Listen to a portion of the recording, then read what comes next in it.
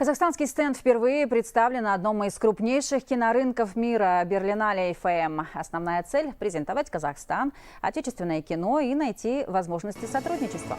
За 4 дня в Берлине представители Государственного центра поддержки национального кино провели более 150 встреч, в том числе с продюсерами крупнейших европейских корпораций, представителями кинофондов и прокатчиками. А некоторые компании рассматривают нашу страну как отличную локацию для съемок. Уже в этом году снимать кино у нас планируют французы, русские и китайцы. Добавлю, помимо берлинской киноплощадки, продвигать казахстанское кино в этом году будут в Каннах, Торонто, Лос-Анджелесе и Пусане. Интерес огромный, потому что вообще сейчас в мире есть такая тенденция. Крупные проекты из Европы, из Америки ищут новые места, где снимать кино.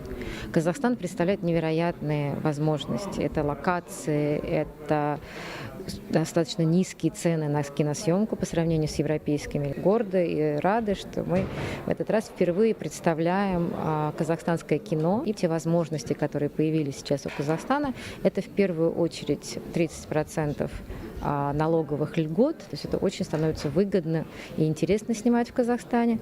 А второе – это то, что Казахстан объявил о копродукции, то есть международное сотрудничество финансовое теперь возможно и официально.